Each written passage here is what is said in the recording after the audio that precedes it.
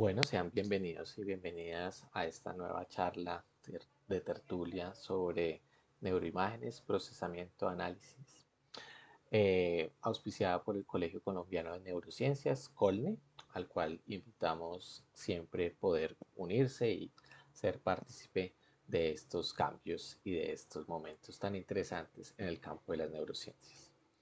Mi nombre es Pablo Reyes, soy docente de la Universidad Javeriana, del Departamento de Psiquiatría y Salud Mental, docente del doctorado en neurociencias, neuropsicólogo del Hospital Universitario San Ignacio, donde me desempeño haciendo resonancias funcionales tanto para ámbitos clínicos y como para ámbitos académicos o de investigación. Estos son mis correos. Esta es una muy breve un breve resumen de lo que vamos a ver, una breve introducción, un por qué y para qué de las neuroimágenes en neuropsicología y en neurociencia cognitiva, algunos apartados acerca de la adquisición de neuroimágenes, usos o aplicaciones de las neuroimágenes y finalmente vamos a enfatizar en el aspecto de las neuroimágenes funcionales. Bueno, si usted quiere poder descargar esta presentación, tenerla a su mano, le invito a que haga un screenshot de esta página y este QR code lo va a llevar a la página web de mi perfil en donde va a encontrar una documentación, va a encontrar más videos, va a encontrar también el PDF donde puede hacer clics y tener mayor información. Entonces, con gusto, tómese el tiempo para hacer el screenshot y poder tener a disposición toda esta documentación. Bueno, sin más, las neuroimágenes tienen un camino bastante ya recorrido en el campo de las imágenes médicas.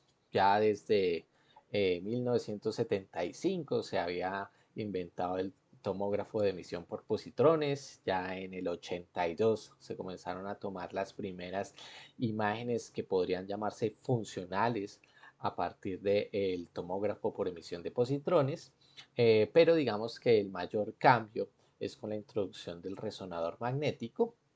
Ya se habían estimado algunos modelos matemáticos sobre la relación entre funciones cognitivas probablemente y cambios a nivel de aspectos hemodinámicos y pues básicamente en el 86 es cuando se comienzan a aparecer estas publicaciones y podríamos decir que desde los 90 con la década del cerebro se produce el gran impacto y el gran cambio con la introducción de esta técnica como una técnica regular para estudiar fenómenos cognitivos.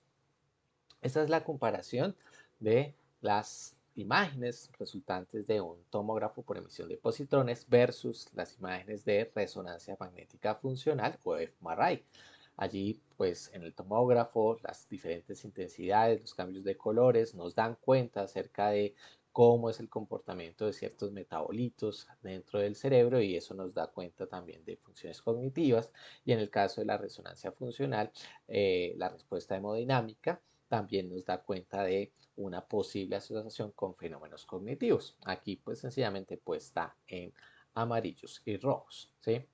Vamos a cumplir ya este año 21 años del libro de Roberto Cabeza sobre neuroimagen funcional de la cognición, uno de los primeros libros que apareció y hoy en día de hecho ya todo un clásico de clásicos sobre cómo utilizar una metodología de neurociencia y su aplicación en los ámbitos de la cognición. Esto porque es importante, vemos que a lo largo de los años 2000 se ha dado un incremento exponencial de los estudios de neuroimagen, eso mejoró y conllevó a una estandarización de las neuroimágenes. Lamentablemente los tamaños de muestra eran bastante pequeños, sobre todo a finales de los 90 y en los 2000, y pues había ciertos alcances y limitaciones, pero de hecho la fiesta duró bastantes años y todavía estamos en ella. Sin embargo, después de la fiesta puede venir un poco de resaca, como lo demostró el artículo de 2009 de Bennett, en el cual tomó un salmón muerto, lo puso dentro de un resonador, le preguntó que le iba a mostrar un conjunto de fotografías, que estuviera atento por favor a esas fotografías con valencia emocional y curiosamente pues el salmón tuvo activaciones. Obviamente es una buena demostración de que no necesariamente las buenas intenciones conllevan a buenos resultados. ¿Cómo se demostró? Pues básicamente había problemas de nivel de análisis estadístico y de cómo se procesaban las imágenes.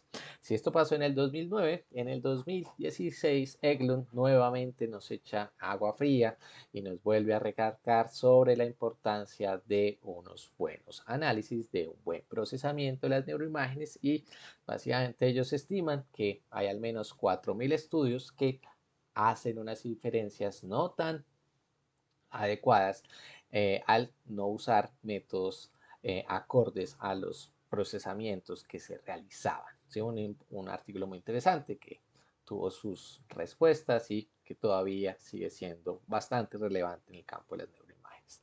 ¿Qué generó? Esto generó que en el 2016 Covidas hace su aparición, que es un comité para mejorar las prácticas en análisis de datos, procesamiento, preprocesamiento e intercambio de neuroimágenes. Esto ha sido un gran éxito, muchísimos grupos apoyan hoy en día a el COVIDAS y pues digamos que hoy en día es un sistema de referencia para todos aquellos que utilizamos neuroimágenes, ¿sí? Todo esto lo encuentran en la organización para el mapeo cerebral humano, Organization Human Brain Mapping.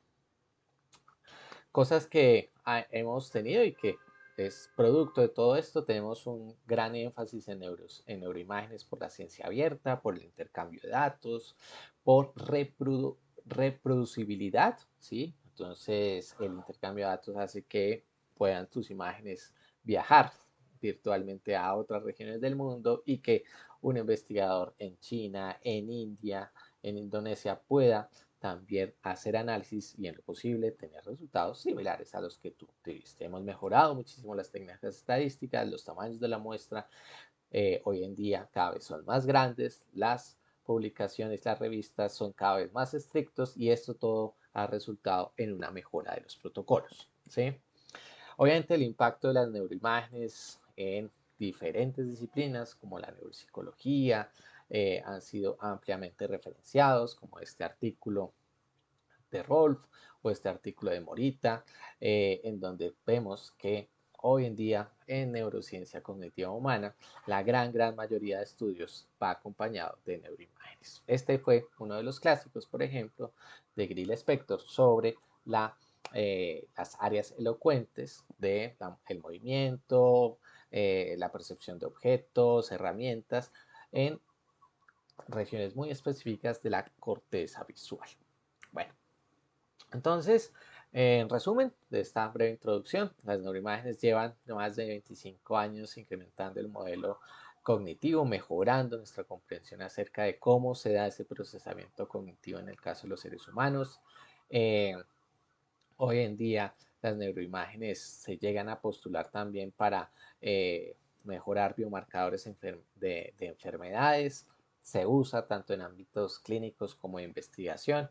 Y bueno, ¿qué necesitamos para una neuroimagen? Pues básicamente necesitamos un conjunto de equipos médicos, pero también necesitamos todo un conjunto de sistemas asociados a ese equipo médico que nos permita almacenar, que nos permita visualizar, que nos permita recuperar la información, exportarla para poder ser procesada, por ejemplo, a nivel externo. Esto la gran mayoría de las instituciones lo tiene, no me voy a quedar en eso. Las neuroimágenes y la gran mayoría de imágenes médicas tienen un formato específico que se llama el formato DICOM, ¿sí? Eso ya de hecho impone unas restricciones porque significa que vamos a tener que usar unos visores especiales, ¿sí? O visualizadores como WSIS, MRI GL, ITK Snap o muchos otros. Estos son aquellos que son gratuitos, OpenGL, que no necesitamos tener un pago para poder adquirirlos, ¿sí? Las neuroimágenes y las imágenes médicas tienen unos aspectos interesantísimos, es que en cada imagen, ¿sí? En, por ejemplo, en una secuencia donde un paciente asiste y le tomamos neuroimágenes, se generan aproximadamente unas 6.000 imágenes. Todas esas tienen una información muy importante que es dónde fue hecho, quién lo hizo, en qué día, cuál es la fecha de nacimiento, el nombre, etcétera, etcétera. Eso hoy en día, en el caso de investigación, lo tenemos que anonimizar, pero digamos que para el ámbito clínico, pues es absolutamente necesario. Las imágenes DICOM, que son estas imágenes que les cuento, requieren ser transformadas y convertidas. Hay diferentes conversores. Hay ampliamente usados como el DICOM-to-NI, DICOM-to-NIX, MRI-CRO-GL, MRI-CRONVERT y bueno, hay muchos más. Esto es porque DICOM es muy útil para almacenar información, pero cuando ya queremos procesarla, que es lo que queremos hacerla, pues necesitamos una conversión. Bits, como los he mencionado, el impacto de todos estos años es que el campo de las neuroimágenes es altamente estándar. Esa estandarización ha llegado a tal punto que hoy en día eh, existen normas acerca de cómo se debe guardar, cuál es el tipo de nombre que debe tener, cómo se debe llamar la carpeta, bueno, y eso es básicamente bits. Los usos, como les mencionaba, al menos dos, el clínico de investigación, obviamente pues queremos visualizar, a veces queremos medir, a veces queremos comparar, pero podemos comparar el mismo individuo o queremos comparar entre grupos o queremos, por ejemplo, hacer un análisis de correlación entre lo que salió de la neuroimagen con un evento, por ejemplo, de experimento afuera del resonador o queremos comparar entre un cuestionario que se realiza afuera y la neuroimagen. Bueno, existen múltiples objetivos según su uso, algunos requerimientos básicos. Estos son los mínimos para mí. Eso sí, en mi opinión. Un computador de 8 GB, un disco duro de 1 TB, procesador i7, una tarjeta NVIDIA opcional. Es mejor tener una. Y sistema operativo Linux o Mac OS. Sobre Windows también existen, pero realmente mis recomendaciones son estas. Puedo utilizar el subsistema de Linux en Windows, sí, pero sin embargo va a ser mucho más lento. Tipo de software que podemos usar para neuroimágenes, FSL, SPM, AFNI son los más importantes para el procesamiento de neuroimágenes y los ampliamente recomendados. Ahí están como toda la definición de otros y bueno, vayamos. Generalmente cuando hago neuroimágenes funcionales también tengo que hacer neuroimágenes estructurales, ¿sí? Hay dos estructurales como puede ser la imagen T1, la imagen T2. Vamos a ver, esta es la imagen T1, ¿sí? Es una imagen estructural. Esta es la imagen T2, también otra imagen estructural. Cambia obviamente los parámetros de adquisición, pero pues básicamente posteriormente van a ser útiles para la resonancia funcional.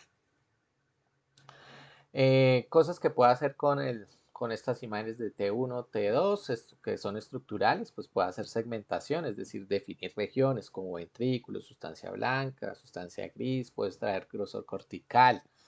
Puedo utilizar los mismos software que ya les mencioné, FSL, SPM, FreeSurfer. Para todo esto que les voy a mostrar, vamos a usar FSL.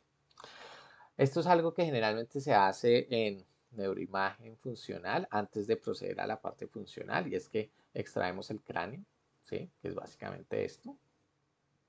Y bueno, esto es lo que nos sirve para poder mejorar la ubicación de las regiones funcionales. Y ahora sí, vayamos con resonancia funcional.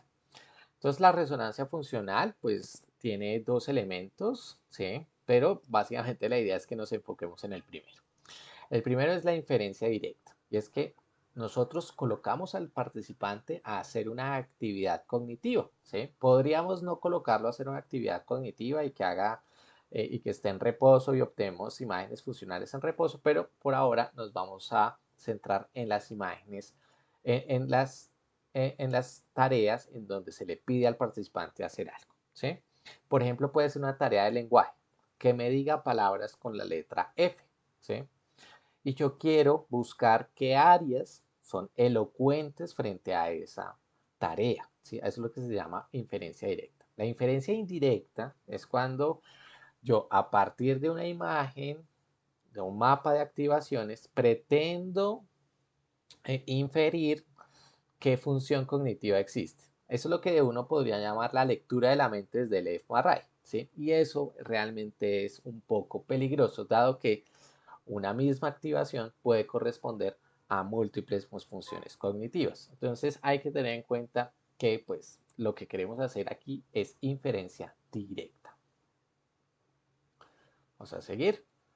¿Qué requiero para hacer este tipo de procedimientos? Bueno, requiero una pantalla, ¿sí? Porque pues sin pantalla, pues realmente no hay forma de mostrarle al sujeto los estímulos, así que requiere una pantalla dentro del resonador, una pantalla que sea compatible con el resonador o un proyector compatible con el resonador, un sistema de estímulos, ¿sí? Un sistema de estímulos que puede ser ePrime, MATLAB, Psychotoolbox, Presentation, OpenSesame, bueno, cualquier sistema de estímulos que esté en sincronización con el resonador para que cuando comiencen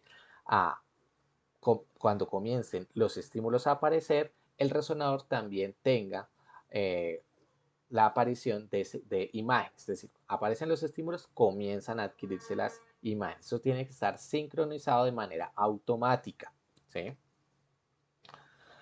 Ahora bien, ¿qué es lo que yo voy a capturar? ¿Sí? Lo que captura el resonador, ¿sí? Es básicamente la respuesta hemodinámica, ¿sí?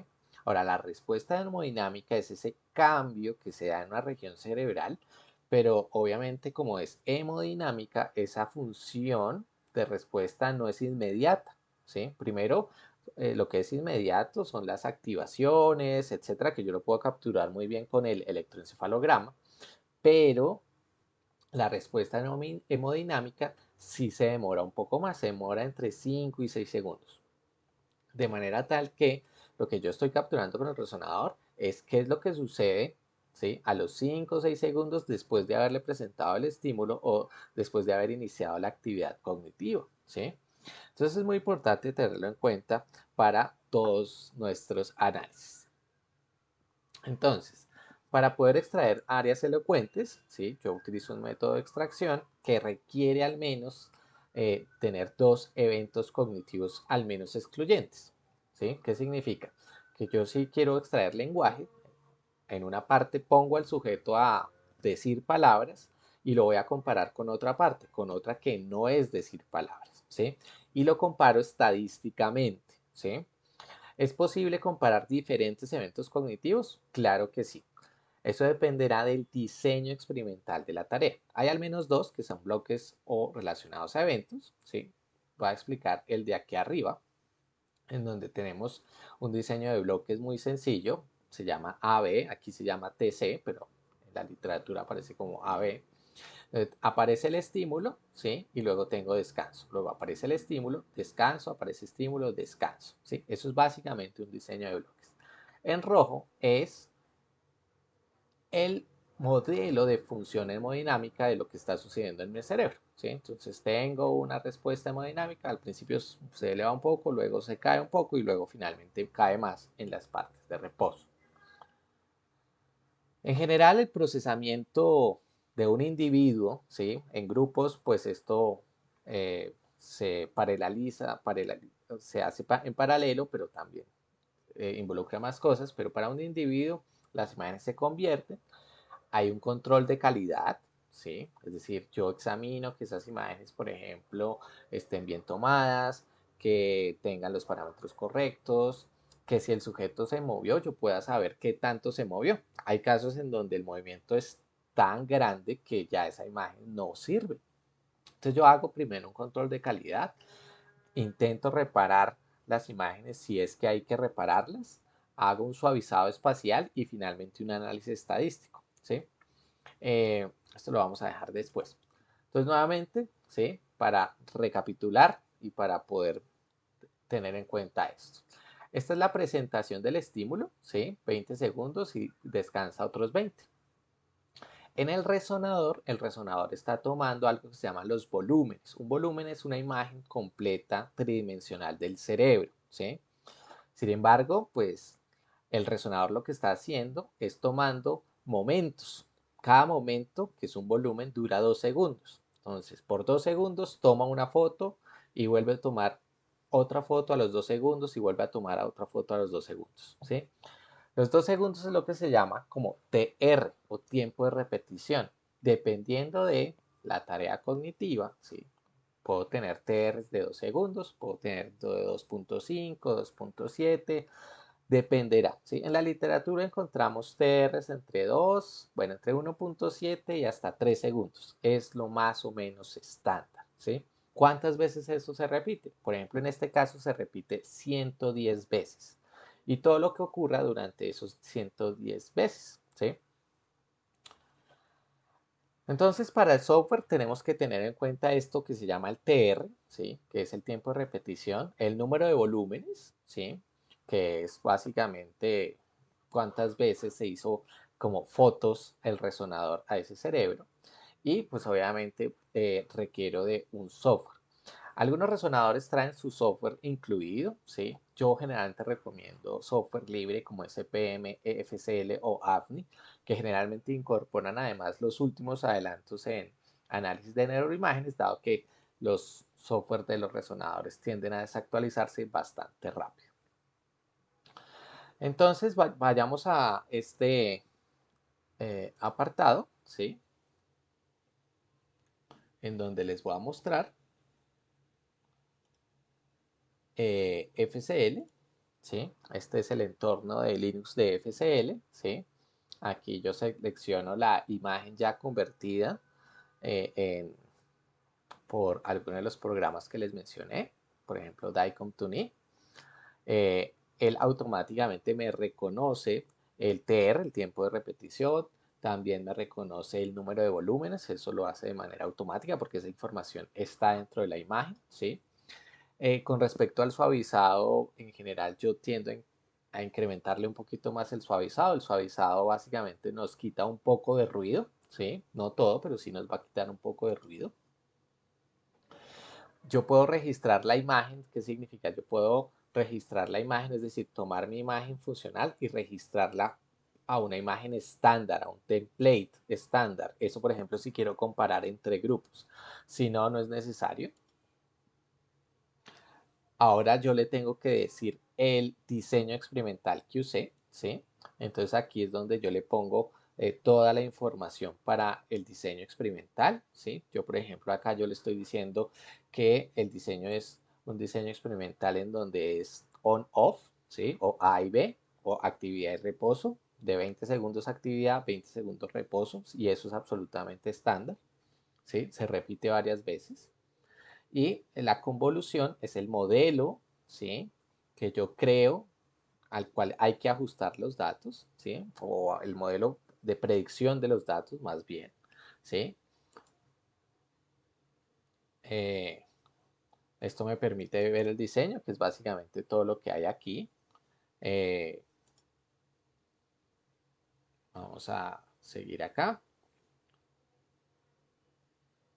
A nivel de las neuroimágenes funcionales y al ser señales biológicas es altamente probable que haya ruido de altas frecuencias, entonces yo para poder quitar esas altas frecuencias en las señales biológicas en caso de la resonancia funcional procedo a hacer un filtro de paso alto, ¿sí? Él automáticamente puede detectar, es lo interesante de FCL, él me sitúa el punto de corte en 90, ¿sí? Pero puede variar de 90 a 100 y le doy go, ¿sí? O comenzar. Esto generalmente va a variar dependiendo del equipo. Aquí básicamente lo que él va a hacer es sacar un reporte y un progreso de los análisis. Por cuestiones de tiempo voy a adelantarme, pero básicamente todo ese reporte, todo lo que hace el sistema queda en un log, ¿sí? Aquí básicamente está el registro, ¿sí? Por ejemplo, a un espacio estándar, es decir, yo podría usar luego esta imagen en comparación de grupos, si así yo quisiera, ¿sí? Y también a su espacio nativo, ¿sí? Aquí pues básicamente vamos a seguir adelante. Él, por ejemplo, estima la cantidad de movimiento de cabeza, ¿sí? Por ahora esto básicamente es admisible, ¿sí? Si Si el movimiento absoluto está por encima de 3 milímetros, es conveniente ver qué es lo que sucedió y en algunos casos habrá que repetir la neuroimagen, ¿sí? Finalmente, entonces, aquí tenemos toda nuestra imagen con las regiones de activación. Aquí tenemos, por ejemplo, el modelo que habíamos propuesto y el comportamiento de los datos con respecto al modelo y el comportamiento de un voxel, es decir, de una región muy pequeña con respecto al modelo y vemos que el ajuste es bastante bueno, ¿sí? Significa que el sujeto hizo lo que tenía que hacer, ¿sí? En el momento en que se esperaba que hubiera cambio en la función hemodinámica, se observaron cambios hemodinámicos, así que este, por ejemplo, es un buen ejemplo de, eh, de resultados. Bueno, entonces, ¿qué otro tipo de páginas pueden visitar? Esto es solamente como el a grosso modo de las neuroimágenes. Bueno, ahí está mi página web donde van a encontrar más videos sobre conversión, preprocesamiento y pues estoy trabajando para generar más contenido. Tenemos el curso Tipavi, que es un curso de una universidad de China en donde nos enseñan a usar, por ejemplo, todo el software de SPM. Tenemos también más videos sobre SPM dentro de la misma página de SPM. La gente de FCL, que es la Universidad de Oxford, también tiene un curso. Hay un curso en Coursera, hay un curso en el NIH, hay un curso en Brain Voyager y hay un curso en Python, ¿sí? Y todo esto es absolutamente gratuito. Así que bueno, preguntas para ejercitarse y para que les quede. ¿Qué tipo de funciones creen que podríamos evaluar y cuáles no? ¿Sí? Podríamos, por ejemplo, evaluar juicios políticos. ¿Qué regiones se podrían encontrar como áreas elocuentes de juicios políticos? ¿Serían esas regiones responsables del juicio político? Eh, Les dejo esto para reflexionar porque en 2006 salió este artículo de Knudson sobre Politics on the Brain. Un artículo que podría ser interesante, pero que cuando uno va a observar cómo se construyó el paradigma o la tarea experimental, cuáles fueron los análisis, realmente deja mucho que desear y constituye un buen ejemplo sobre lo que no se debe hacer en neuroimágenes. Bueno, porque pues al final, pues muy posiblemente, como básicamente es un mantra en ciencias de la computación, si metes basura a procesar, sacarás basura y lo importante es no interpretar basura. Así que es muy importante tener un buen modelo cognitivo de base sobre el cual se puedan plantear cosas y que nos permita también entender eh, un modelo de toma de decisiones, un modelo, bueno, que ya tenga obviamente un background teórico y empírico que pues la resonancia funcional sea un aporte más y no el único aporte. Bueno, otro tipo de páginas web para que puedan interesarse, bases de datos, el data sharing es muy importante en nuestro ámbito, toda esa son bases de datos de acceso libre, algunas veces solamente le van a pedir para qué va a usar la base de datos, pero generalmente son totalmente gratuitas. Bueno, muchísimas gracias. Espero que esta tertulia les haya parecido interesante. Mi nombre fue Pablo Reyes.